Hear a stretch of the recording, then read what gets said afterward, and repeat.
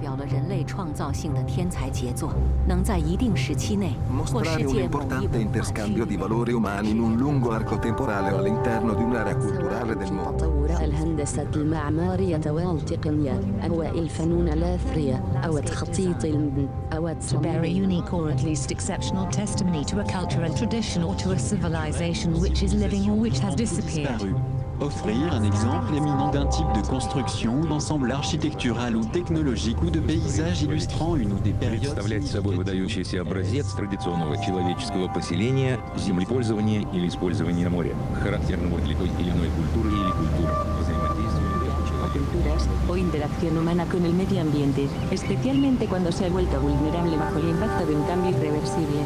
Estar asociado directa o tangiblemente con acontecimientos o tradiciones vivas, con ideas o con creencias, con obras artísticas y literarias de destacada importancia universal.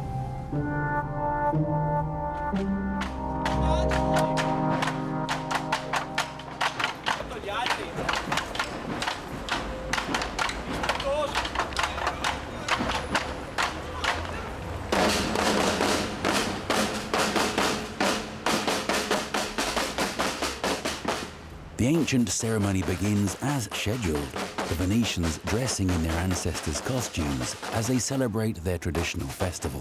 It could be as if time and space have stood still. On the other side of the world, a Chinese festival is underway.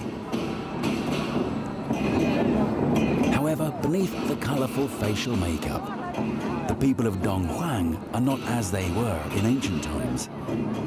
Although their city has a history of more than 2,000 years, their presence goes back less than 300 years.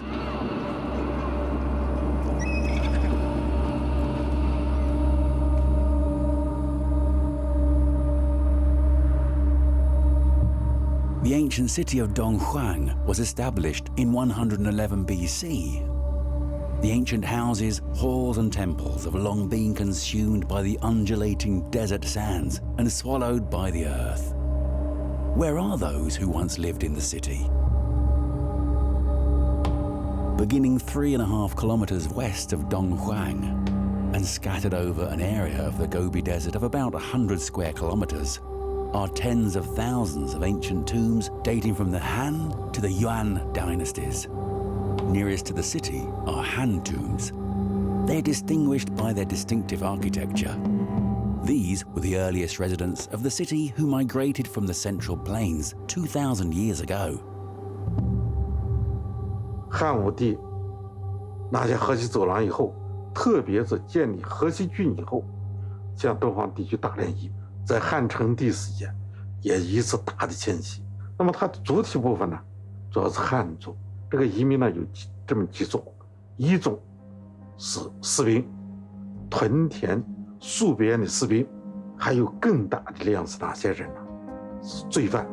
敦煌文书也记载敦煌的姓张的、姓索的，都是这么样子迁徙到敦煌。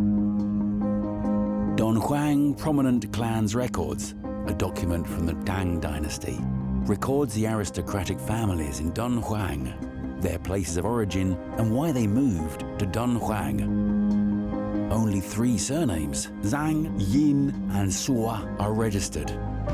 According to records, people surnamed Sua were relocated to Dunhuang from Nanhe and Hulu in 111 BC after they'd defined an imperial edict.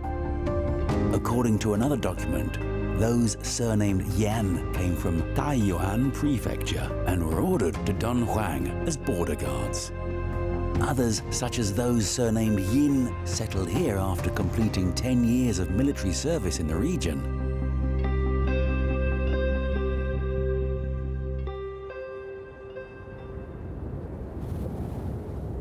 These family names, familiar to the Central Plains, gradually took root in this remote land. The towering desert tombs marked the longest sojourners in their new homeland. However, in the 4th century AD, the wider region was overrun. Warfare saw great numbers of the gentry and the common people from the Central Plains take refuge further south, while others came to the border city of Dunhuang. In the 5th century AD, the wars reached Dunhuang. Different groups swept through the area, and some stayed on in Dunhuang.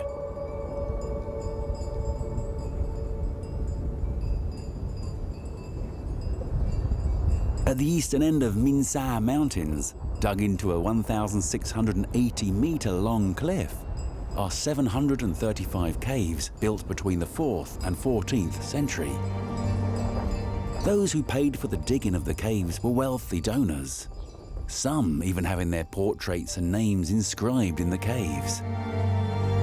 There are about 9,000 portraits of these donors and over 7,000 inscriptions. The donors included aristocrats, commoners, border guards, and monks. We can meet the ancient people of Dunhuang by looking at these portraits and inscriptions.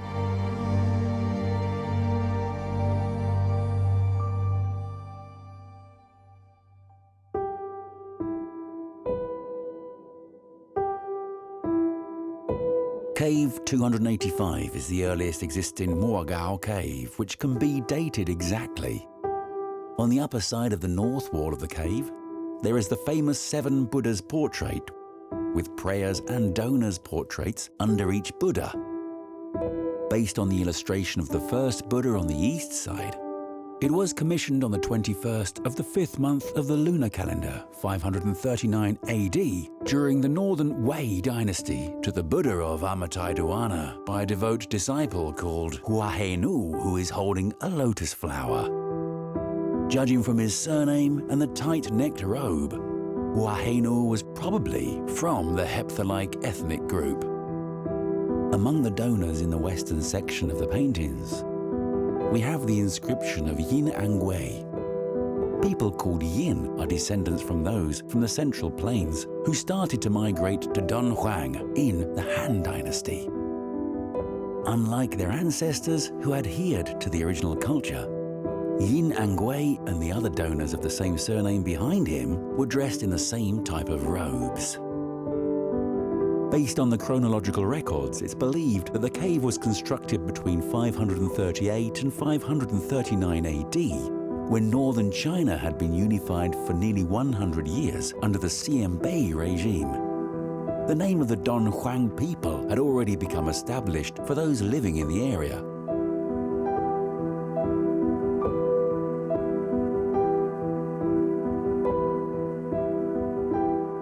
Dunhuang的人的面孔，它是带着各种肤色的，带着各种结构的，就是高壁山墓里也存在，就像兵马俑出的那些人也存在，还有蒙古高原上这些匈奴人的后裔和突厥人的后裔，在敦煌也有。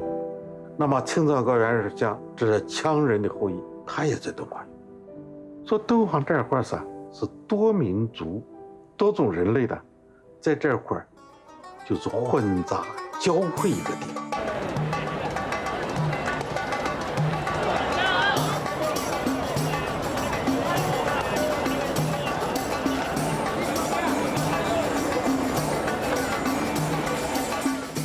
唐代时候敦煌有一大批粟特人，据说迁徙到这儿，而且就在这个阶段在敦煌地区出现了一个乡，叫做从化乡。这个从化乡的居民都是粟特人。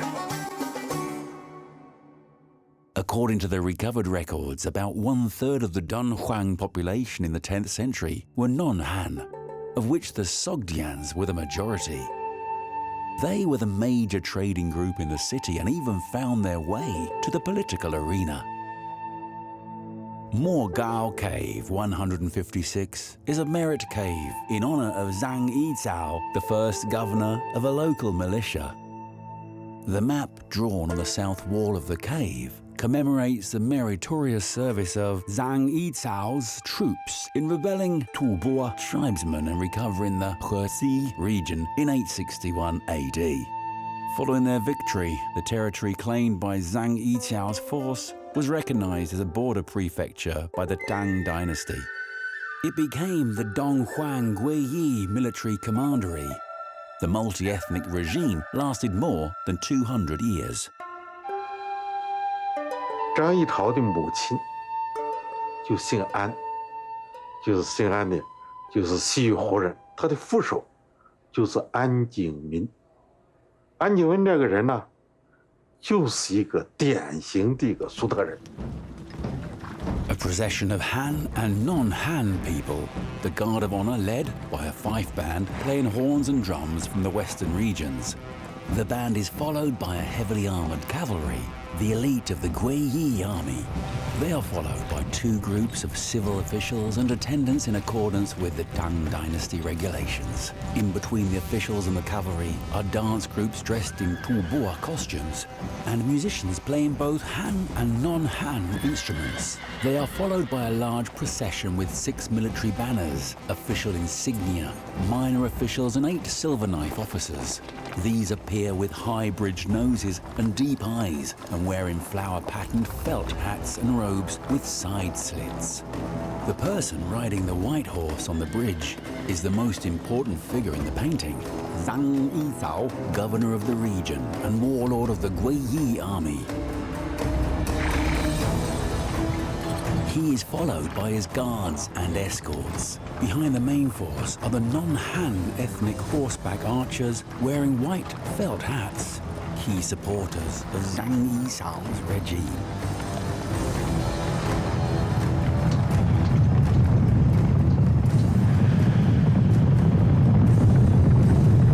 The Guiyi army needed all the support it could get to survive in the complex geopolitics of the time.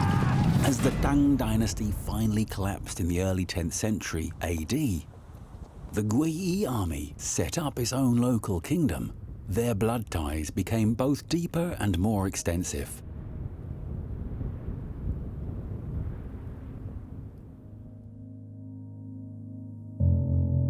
Mogao Cave 61 is a merit cave in honor of the Cao family in Dunhuang. There are 52 portraits of female donors on the north and south walls, with 51 inscriptions. Among these portraits are Zhao Yijing's Uyghur wife and Han wife, and his 2 daughters. One of the daughters married the Uyghur Khan of Ganzhou, the other married the Khan of Khotan. Some of them are dressed in Uyghur robes with curved lapels and peach-shaped phoenix crowns, with central plain-style flower buds on their foreheads and makeup on their cheeks. Others wear Han-style aristocratic dresses with Uyghur phoenix crowns and Tang-style flower hairpins. Different ethnic groups and cultures are linked by blood and affection, making Dunhuang something of a multi-ethnic melting pot.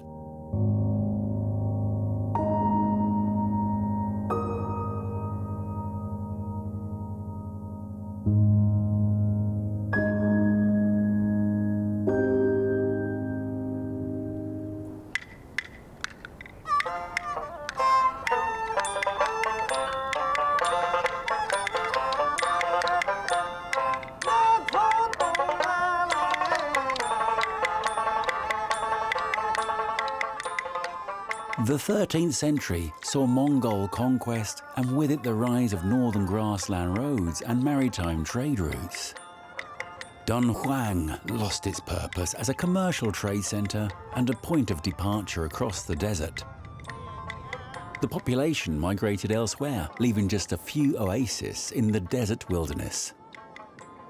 In 1524, the Ming dynasty closed the Jiayu Pass and officially abandoned the west of the commandery.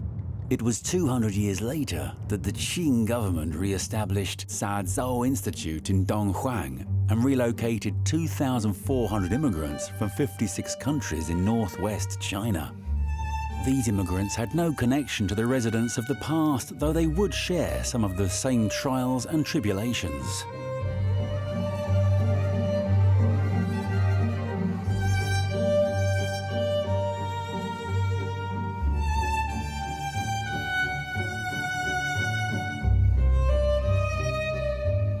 During the Tang and Song dynasties, towards the end of a year, Dunhuang would hold a ceremony to ward off demons and plagues, and to exorcise ghosts. The event originated from the Central Plains, but the festival evolved as more groups moved into the area. Han government officials, commoners, Buddhists, disciples, Sogdians and Zoroastrians, all dressed in colourful masks, are there, singing and parading through the streets and alleys of the bustling city. It represents the fulfillment of the imperial plan for their dynasty's frontier lands.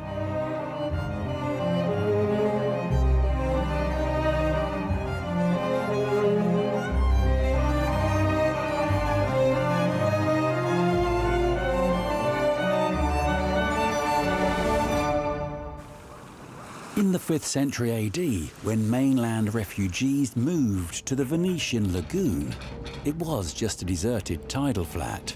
By the 14th century, Venice had become a major maritime trading power through its control of the spice trade in Europe. They're an island people who have grown up with a completely unique set of circumstances. Venice is a place which has nothing. It has no crops, it has no land, it has very few natural resources. They're going to have to work together. They're also uniquely in history, I think in European history, a society that was completely based upon economics. Venice was governed as a republic. The Doge's palaces in Piazza San Marco is a Gothic building. It was the center of Venice's political power.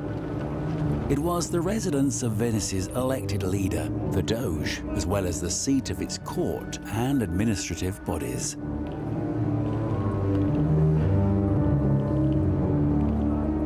In 726 AD, the third Doge of Venice was elected by the Citizens' Assembly. In more than 1,000 years, Venice had 120 Doges. The Venetian government was composed of 3 interlocking power groups. There was the Doge, who was elected for life, the Great Council, which elected him and was composed of the noble families in the Republic. Finally, there was the Senate, the main law-making body, whose 60 members were elected from the Great Council. Voi siete innanzitutto dentro alla sala del Maggior Consiglio del Palazzo Ducale di Venezia. Questa era la sala dove si riuniva la magistratura più importante dello Stato di Venezia. Fu costruita nel 1341 per ospitare appunto il Maggior Consiglio, che riuniva tutti i rappresentanti delle famiglie aristocratiche di Venezia che avessero compiuto i 25 anni di età. Quindi si riunivano qui ogni domenica al suono della campana del campanile di San Marco e qui si riunivano per prendere decisioni che potevano essere le elezioni delle cariche principali dello Stato, così come legiferare, così come eleggere il Doge. In 1297, a constitutional process known as Great Council Lockout was launched in Venice. Following the lockout, the membership of the Great Council was established on hereditary right, exclusive to about 200 patrician families. These families were included in the Book of Gold, a list of the Venetian aristocracy. This anchored Venice's political fortunes in the hands of this aristocratic oligarchy.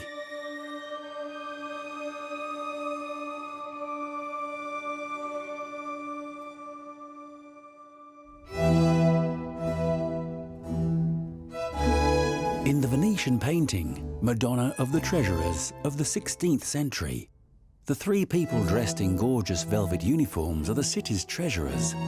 Behind them are civic clerks dressed in black. Most of the citizens were local Venetians, and like the nobles, they would trade freely and enjoy low taxation. Some were traders, but most were employed by the Venetian administration. Compared with the aristocratic officials who rotate frequently, these long-serving civil servants ensured the continuity and stability of the administration.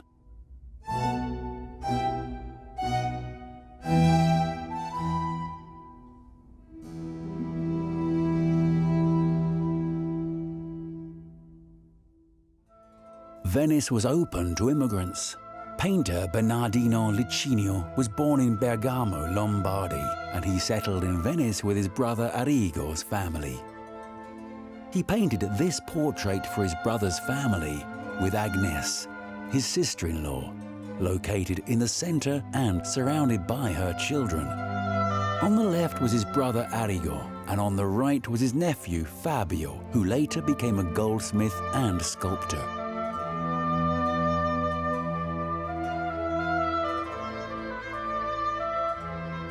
Venezia è un coacervo di lingue, di etnie, di culture, di popolazioni, sin dal Medioevo, perché è uno dei porti più importanti dell'Europa e perché anche sul piano religioso appare più tollerante rispetto ad altri centri europei. E quindi è una città, è un magnete che attrae popolazioni da tutto il resto del Mediterraneo orientale e della Val Padana.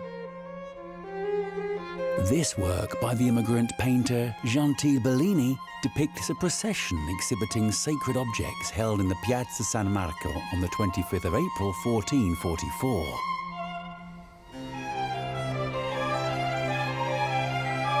At the top right of the painting are the Doge and his entourage.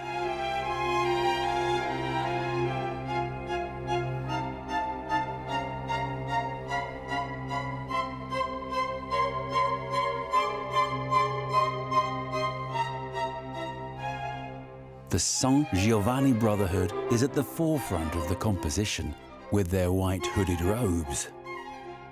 The organization, founded in 1261, was one of its oldest societies and a robust public force in Venice.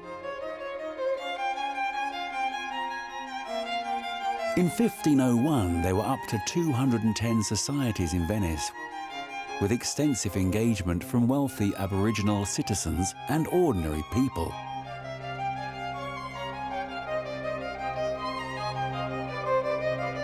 To limit the power of the privileged class, the society stipulated that hereditary nobles and clergy could only be honorary members without full membership.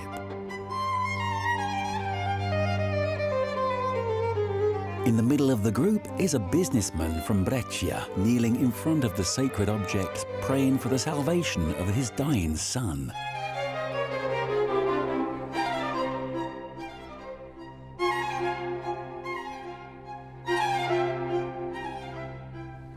In the crowd, there are more foreign faces. In the middle of the square, Greek merchants wear black-rimmed hats, and there are bee-turbaned Turks. The parade gives a portrait of Venice and its people at the end of the 15th century. If Venice was an enterprise, the Lion of St. Mark was its totem and logo. Time and tide may fade away, but the earth still records their traces.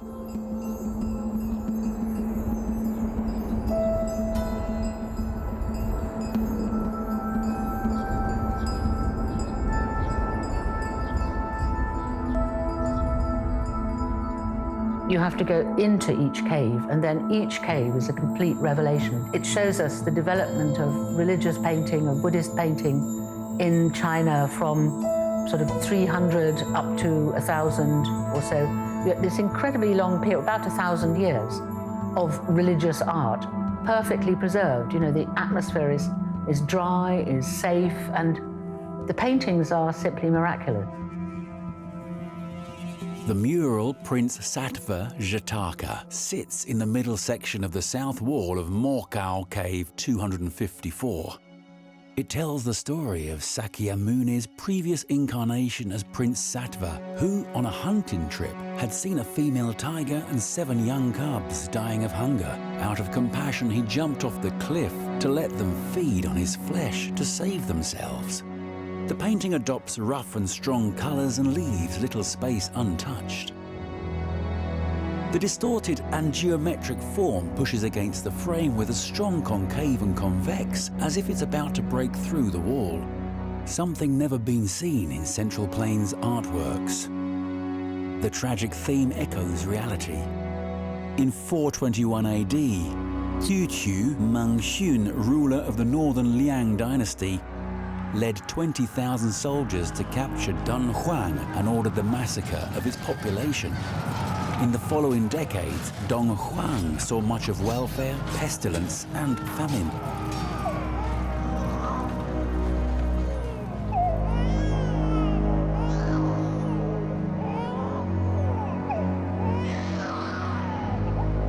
Mogao Cave 254 was built during this period.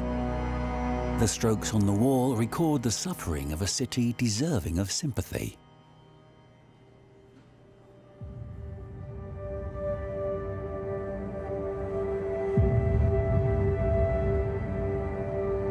Life can be heroic or leisurely.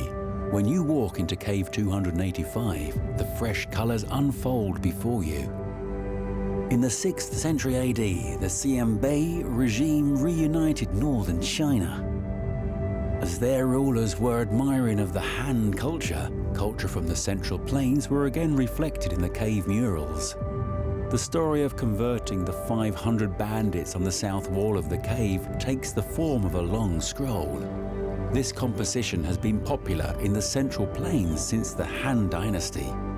Amidst the green mountains, lucid waters and soft spring breeze, a Buddha is preaching to a group of bandits with flying flowers, flowering clouds and dancing animals. By the weeping willows and the bamboo forest, the former bandits dressed in monastic robes are being ordained as monks to begin new lives.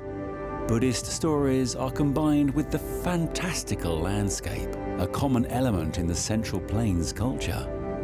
The rugged character of the frontier is infused with a more elevated lifestyle and closeness to nature. The Sui and Tang dynasties saw Dunhuang at its peak as trading city that was queen of the Silk Road.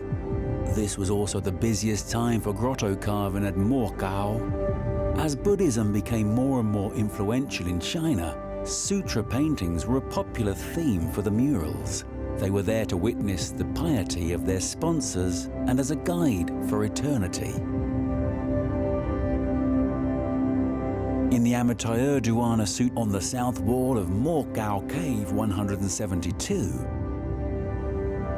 the painter depicts the pure lands of bliss in Buddhist scriptures with all the riches of the material world. The lotus flowers are in full bloom. A small bridge is to the fore, tempting the viewer to take just one small step to enter a world of heavenly bliss. Dancers perform on a fine oriental carpet accompanied by a variety of musicians. A desk is dressed with exquisite brocade on which sits a youyi, a ceremonial scepter in Chinese Buddhism, but also a symbol of power and good fortune in popular folklore. Orbs are arranged to dispel evil and plague. On the dais on each side are seated bodhisattvas with plump figures, fine eyebrows and slanted eyes. The goddess of mercy and the bodhisattva of great power wear jade necklaces and waist decorations with dignified solemnity. The Amitabha Buddha sits on a throne, and behind them all huge halls tower into the cloud-like mountains with rows upon rows of corridors.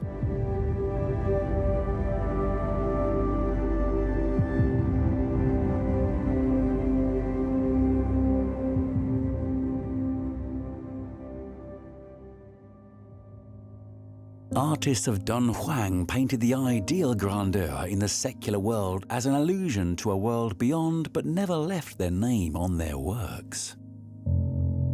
As Tang Suhong, the first director of Dunhuang Research Institute, wrote, "They were never obsessed over natural landscapes or personal ambition, but worked on what they saw around them and the ideal of a Buddhist paradise. Their simple and vigorous painting style differs greatly from that of later Chinese literati paintings."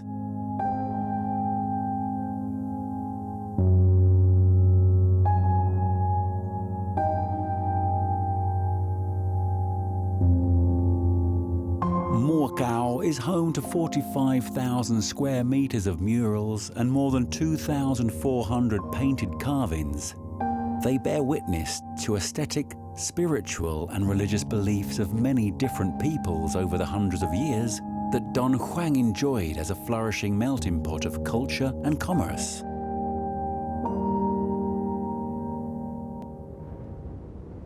In the 13th century, as Dunhuang went into decline, Venice was beginning its rise to preeminence.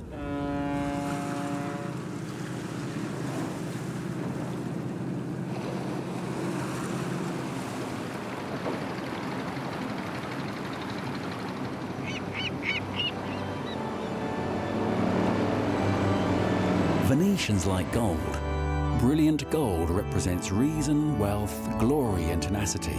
Such aesthetics or longing for wealth can be traced back to Byzantium. In the early 15th century, Venice's total fiscal revenue reached 1.5 million ducats, making it one of the richest countries in Europe. Their wealth required greater outlets for expression, which it found in art and architecture.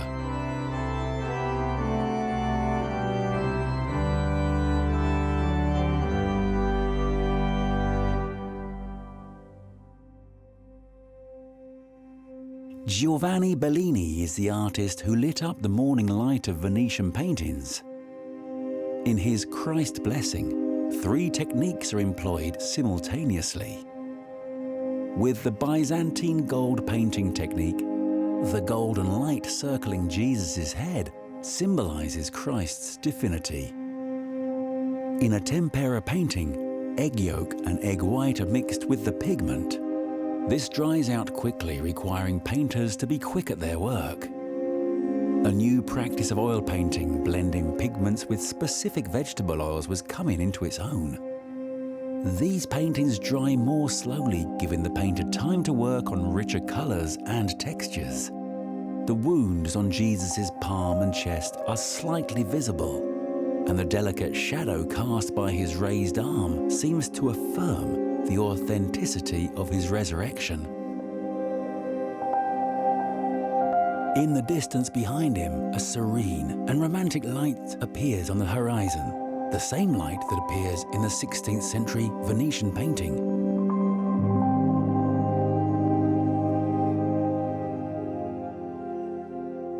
The painter Giorgione studied under Giovanni Bellini. He was not only a gifted painter, but also a musician and poet.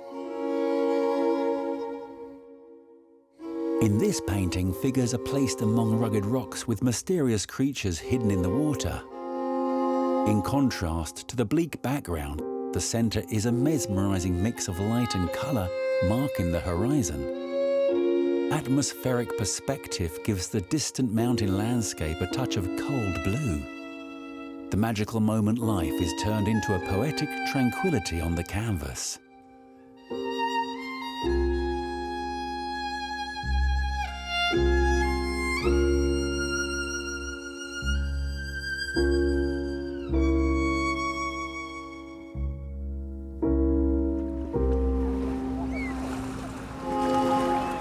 In 1510, Giorgione died of the Black Death at the age of 31. The disease was ravaging Europe, claiming countless lives. The living either prayed for protection or lived for the day, none knowing whether there would be a tomorrow.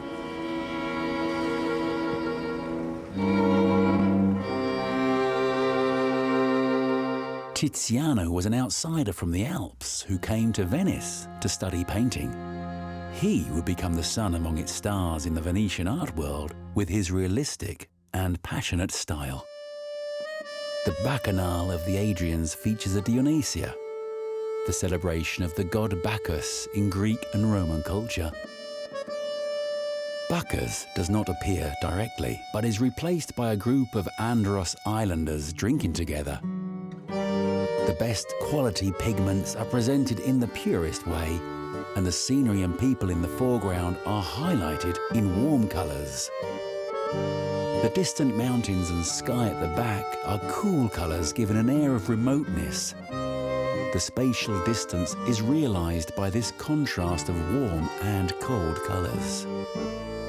Unlike typical Renaissance compositions, Tiziano puts many diagonal forms into the painting. Crowds on the left seem to lie on the grass from top to bottom, while women stretch lazily from bottom to top in the lower right corner. A woman in a blue dress stepping forward is balanced by a man in red walking into the distance. Such deliberate use of contrast and balance emphasizes scenes of merrymaking and drinking.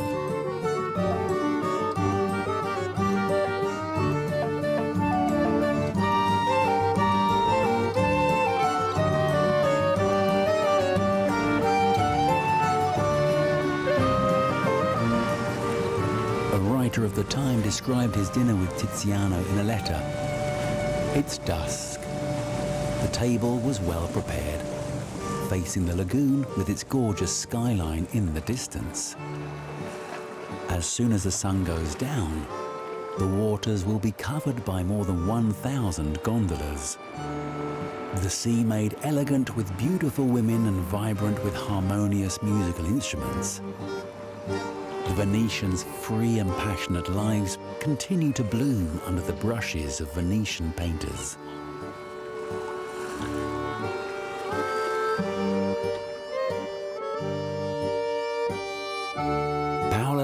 Says The Wedding at Cana is a painting on a huge scale. It depicts the biblical story of Jesus miraculously turning water into wine while attending a wedding party. Veronese turns the scene into an extravagant Venetian wedding. The wedding band itself is composed of other Venetian painters. Tiziano in red is playing cello. Tintoretto is in blue playing the violin. The painter dressed in a white coat and playing the viola is Veronese himself.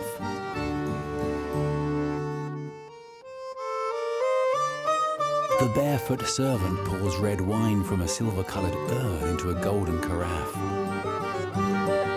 At the back stands the poet, Pietro Arantino, gazing at the wine in his glass.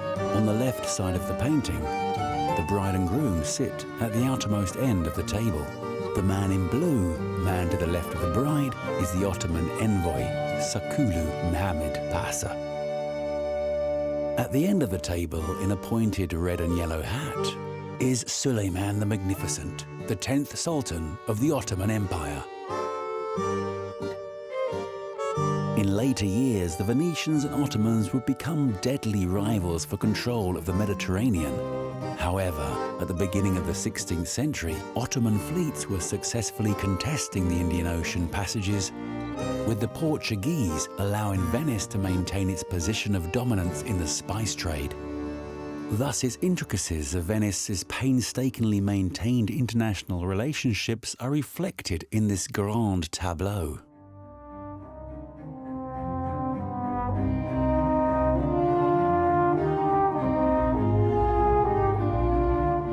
The great moments of its history are captured on the walls and ceilings of the city by its painters.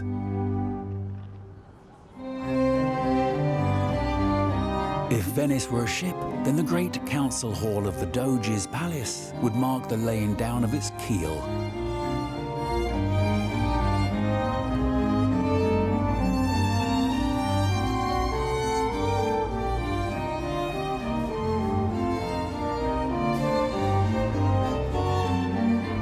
This painting, Paradise, occupies the most important wall of the Great Council Hall, completed by Tintoretto and his son. The painting is 7 meters high and 22 meters wide, making a total of 154 square meters. It is the largest oil-on-canvas painting in the world. The culmination of Venetian secular power is depicted with concrete religious elements. Jesus and the Virgin are surrounded by angels and the saints arrayed in hierarchical order. If Venice is an enterprise, then Paradise represents the zenith of its entrepreneurial aspirations. The eternal solidity of gold breaks down into light and transforms into rapidly changing colours. As Venice's maritime journey slowly ends in the afterglow, the light and colour of Venetian painting illuminated the future of European art.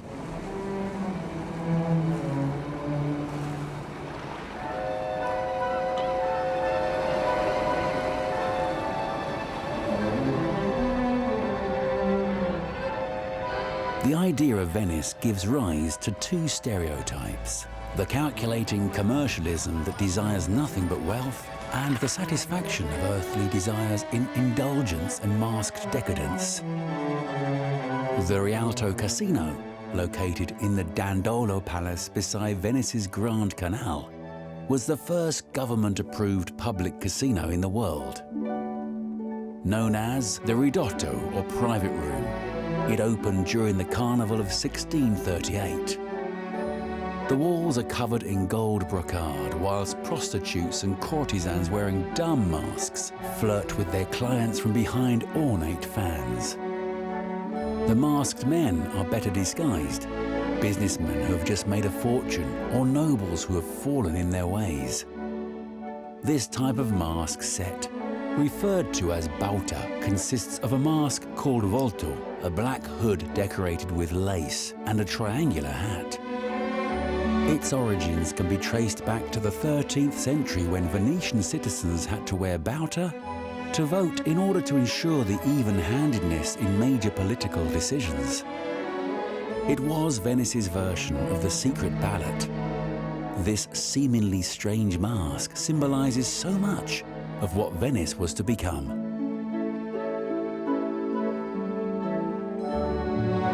In the 17th century, the Mediterranean trade routes, which Venice dominated, began to be overtaken by the Atlantic Ocean route.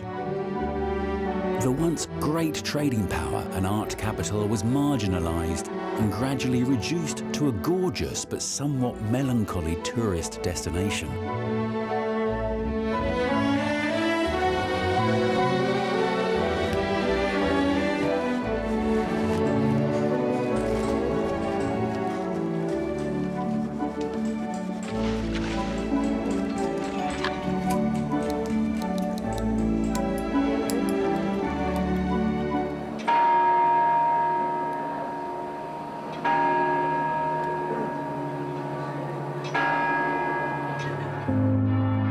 Today in the streets of Venice, who are the real Venetians? There are those who still speak the Venetian dialect, and those who can quickly find their way around the tour groups in the maze-like narrow lanes without a map. Today's Venetians are no longer the captains of the sea who fought for control of the Mediterranean or the merchants by the Rialto Bridge, but Venice is still their home.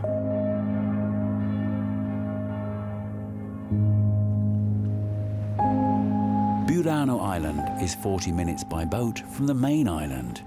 It is one of the earliest settlements on the lagoon and is renowned for its lace making. The Museo del Merletto on the island belongs to the Marcello family, one of Venice's old aristocratic families.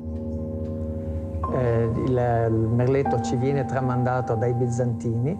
Venezia aveva grandi scambi con Bisanzio e quindi è venuta l'arte del merletto. Il merletto veniva fatto dovunque a Venezia. Era un'abitudine nelle case sia popolari che patrizie di fare le fanciulle imparassero a usare l'ago. Qui a Burano ha avuto appunto un particolare sviluppo vista la capacità loro, abilità delle donne di Burano di usare l'ago, perché avevano i mariti pescatori e dovevano fare le reti. Da quello hanno da fare la rete in grande, la rete sempre più piccola per arredare le loro case. La cosa che si è perduta, si sta perdendo quantomeno. Bisnonna, nonna, papà, mio fratello, io sono il quinto della famiglia che se ne occupa. E stiamo facendo tutto il possibile con la fondazione perché non vada perduta.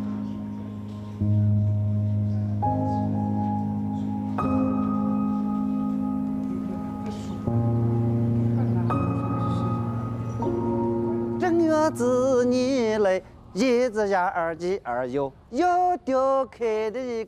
Zhanqin's family moved to Dunhuang from Shaanxi after 1965. His late father taught him the Quzhe opera. Now he's passing it on to his granddaughter. 的是桃心花，花，香港怎么样唱？花，花的喇叭花。哎，切不楞登哎呦呦。As has happened many times in history, the culture of new immigrants is absorbed into Dunhuang's memory. 花的喇叭花。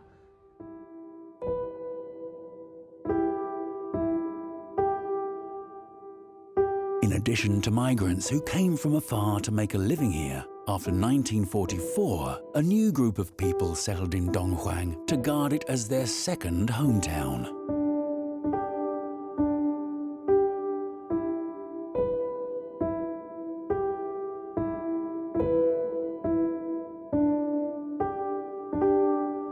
When 这些前辈们到这个地方来的时候，是一片荒凉。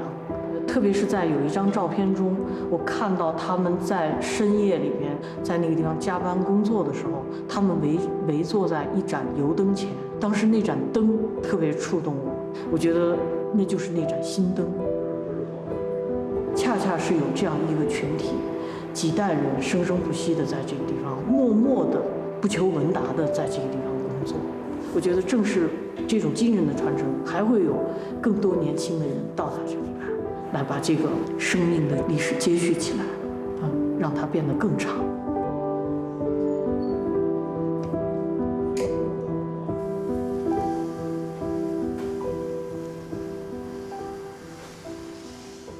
我自己的感觉真的是就是在那个毛笔尖上啊，一笔一画，然后一分一秒的这种积累中，达成的这样一种认知，我是敦煌人。 Primo grazie, grazie perché sono riuscito a vivere in un posto magico. Venezia è un sogno romantico per tutti. È la città dove io sono vissuto, dove ho passato la mia giovinezza. Thank you. My farewell word would be thank you, I think, too. 感谢就是说莫高窟能够让我真真实实看到了古代的中国人。 那种文明的高度。Let us hope that Dunhuang will stay. 实际上，它的代表性呢，它的文化属性呢，不仅仅是属于中国，也属于世界。Because they testify to ancient civilizations, the memory of the civilization. 就是时间可以摧毁一切的，其实真正永恒的，就是一种精神。